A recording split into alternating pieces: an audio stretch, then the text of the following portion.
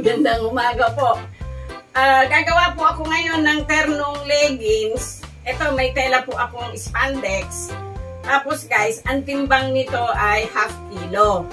At ang yardage nito ay 2 yards. At ang width niya ay 60. Tapos guys, ang presyo niya ay 125 lang. Kasi ang 1 kilo po nito ay 250. Half kilo po ito. O yan guys. Tapos, pagka po gumawa kayo ng leggings, yan, ang kailangan, ang blouse po ninyo ay hindi bitin. Gawin nyo po siyang 28 inches ang haba. Tapos guys, ang ginagawa ko dito, yan, ito yung pinaka-back. Ilalagyan ko na lang siya doon kasi ang leggings ko, yung front at saka yung back ng blouse, pareho lang. Dito lang po tayo nag-iiba sa neck. Yung harap malalim, yung likod ay mababaw. O yan guys, pag ang bust ng ginawa nyo ay 40, pagdating po sa baba, magdagdag kayo ng, gawin nyo pong 52 inches yung ikot ng laylayan. Para kung medyo meron na tayong hams-hams, katulad ni Lola, hindi natin siya makikita. O yun guys, ito yung blouse ko. Ngayon, ito, matagal na sa akin to guys. Ayan o, tagpi-tagpi na ito. Pero, mahal ko po itong pattern na to kasi marami na po naging pera ito. Ito yung back niya, tapos, ito po yung kanyang front. Yan. Ngayon, yung mga humihingi po ng pattern, pwede naman po ako magbigay. Ang problema, mahal yung pagbayad sa padala. Oo. Kasi ang padala po ngayon sa GNT, kahit po magaan o 300 na po ang pinaka minimum nila. O, yun lang guys Pero kung malapit lang kayo, magdala lang po kayo ng papel at kokopyahin po natin ito. May iuwi nyo po yung padron nyo. O guys, ito na yung tela natin. In-spread ko muna. Ito nga po pala yung sleeve natin. Maiksi lang po ang gawa ko sa sleeve nito. At saka huwag nyo pong masyadong lakihan ang sleeve nyo kasi pangit po sa spandex yung malawlaw ang sleeve. Kailangan po medyo fit siya sa braso natin. Ayan, putulin ko na muna ito dito. Oh, yan siya guys. Ito para sa blouse, pati sa sleeve na rin. Oh, balikan natin mamaya. Ito dito na muna tayo sa pants. Kunin muna natin yung kabila. Oh, ito guys, unahin natin munang kuhain yung back. Mag-iwan kayo ng 1 inch doon. Tapos, dito natin unahin sa ibaba. Dito guys, pag nagtabas kayo, mag-iiwan kayo lagi ng allowance na half inch.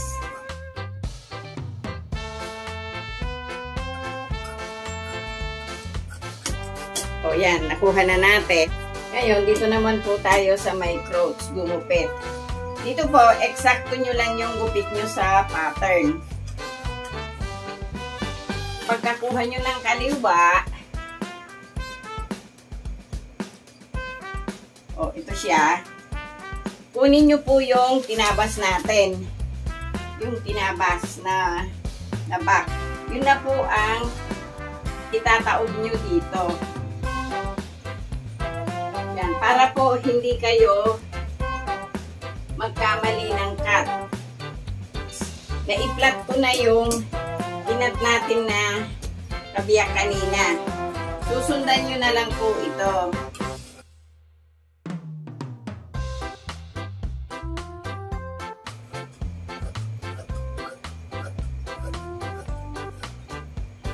So, nakuha na natin yung back. Kung ano yung ginawa natin sa back na pagtatabas, ganun din po ang gagawin natin dito sa tabas ng front. Katulad kanina guys, dito mag-iwan kayo ng 1 inch. Yan.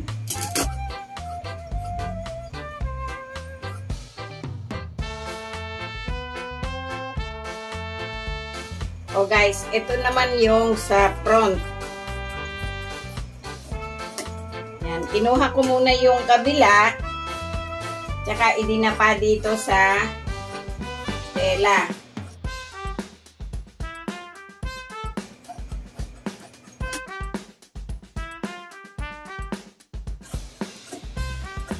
Oh, ayun siya guys. Dito, itong telang to, huwag nyo na pong tanggalin. Idagdag nyo na po siya doon. Kung may matitira kayong telang ganun. O, nakuha natin yung back. Ang gawin nyo guys, tanggalin nyo yung isa. Kunin nyo na po siya doon. Yan, nakuha na po natin. Ito na yung front. At ito na yung back. O guys, ito yung sleeve natin. Ngayon dito, mag-allowance na lang po kayo.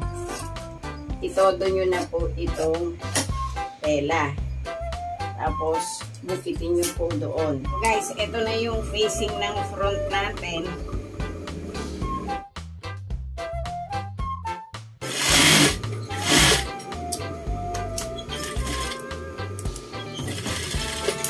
Ayun. Hindi nyo na rin po kailangan gupit-gupitan dito.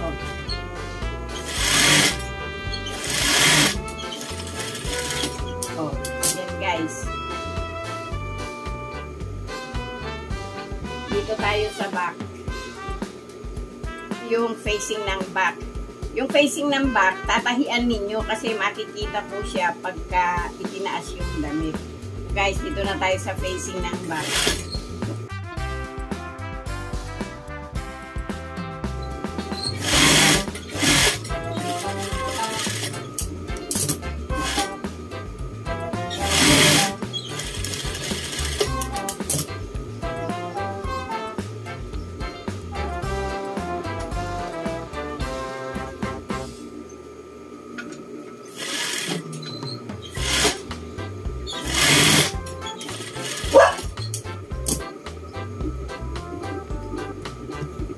Guys, ito na yung facing ng front at ikakapit na natin itong back.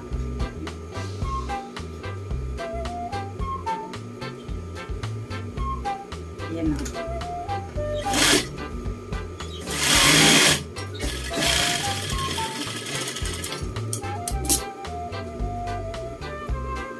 Yan siya guys.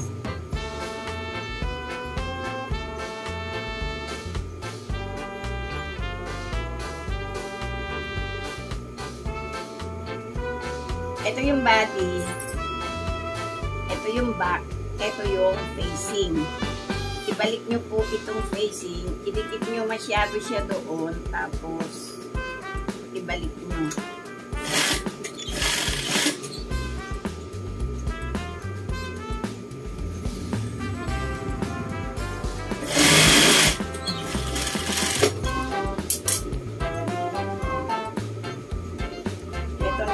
Ating front at saka back. Yung sleeve natin, maliit lang po ang pakain ko dito. Ayun, half inch. Kasi 1 inch lang po ang allowance dito.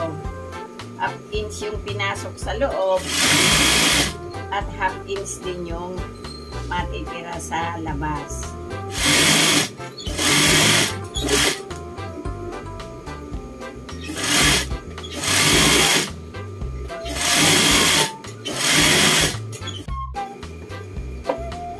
Guys, kakapit ko na yung sleeve bago natin idaan sa overlock.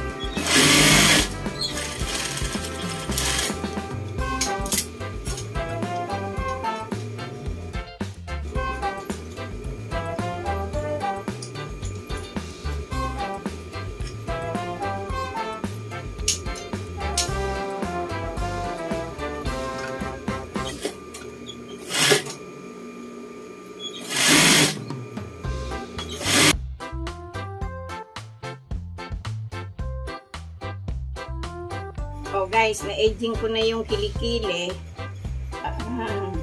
In-edging ko na rin yung tagiliran. Yun, itong tagiliran, papasadahan natin ng straight machine. Yan, kahit na-edging na po ito,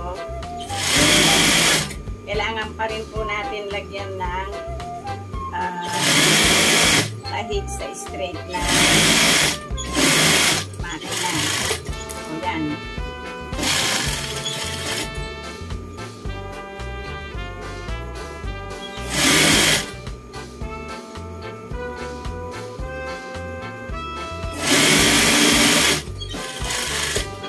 In-edging ko na rin yung laylayan. Idiretso na natin sa tupi.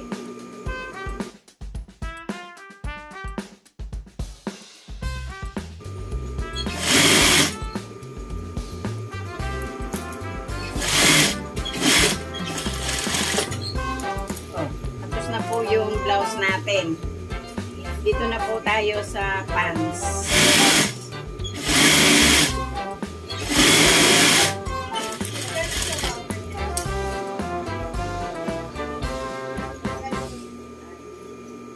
Tapos guys, na-edging na, na-straight na, lalagyan natin dito ng 1/16.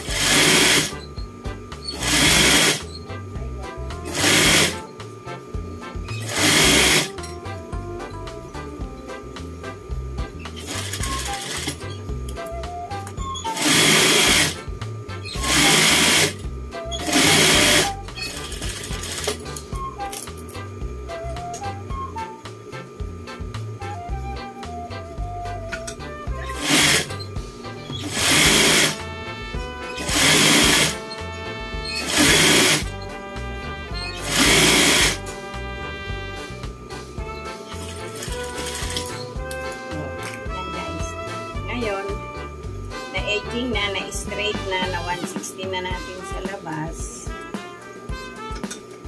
Idudugtong na po natin itong tagiliran bago natin edgingin.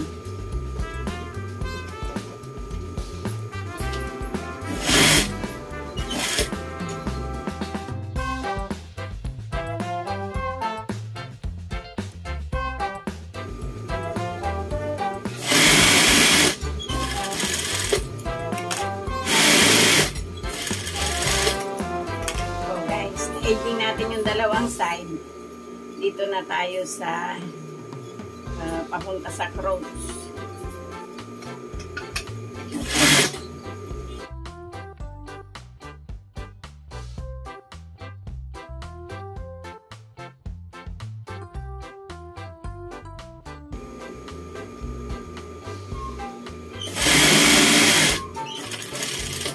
O yan guys, i-overlock natin. Ang sukat ng bewang nitong spandex ay 20.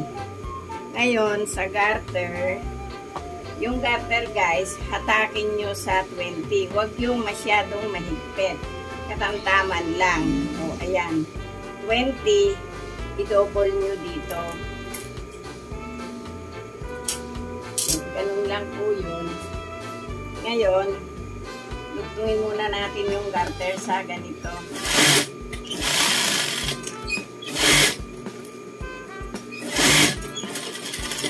Oh, ito guys. Yung garter natin, dito sa side, ikapit nyo na ito. Kanina kasi meron tayong pasobra na 1 inch. Kasama na po yun sa pag-double ng garter. Yan, i-double po natin ito. Yan.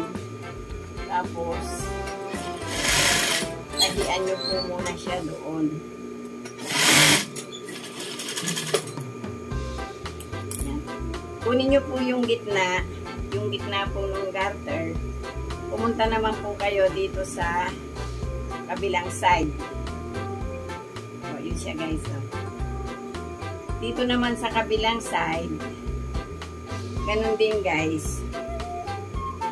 Eto, nakuha na po natin yung double dun sa kabila. Eto naman, i-double na po natin siya ng pagganon. hawakan nyo muna, baka po pilipit yung garter nyo. Pero hindi naman po. Yun yung double na yon. Lagian nyo na po siya doon. Tapos pumunta po kayo dito sa unang kinapit natin. Ayun, titingnan nyo po kung tama yung double nyo sa ilalim. Yan. Atakin nyo po ng sabay, ganito. Hawakan nyo dito sa gitna. Saka po kayo tumakbo.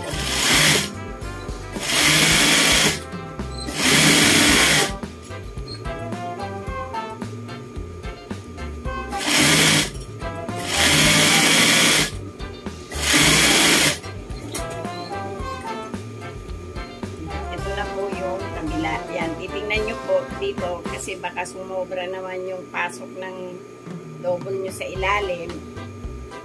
Ipaplat nyo na muna po siya na maganda. Yan, katulad nito guys.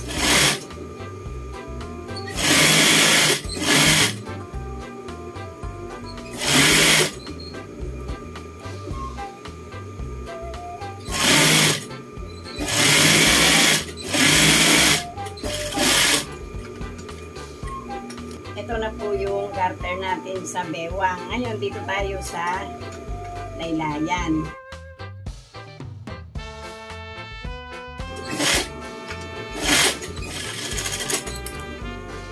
Ito po yung kabilang laylayan, paa. Yan, ganun din. Kailangan hatakin nyo siya.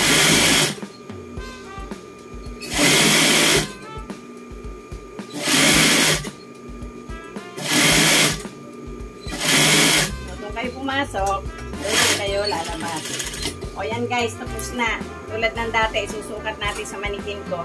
O guys, ayan na yung ginawa ko ngayon. Ternong leggings, mahaba yung blouse niya. O, sana nagkaroon kayo uli ng ideya kung paano gumawa ng ternong ganito.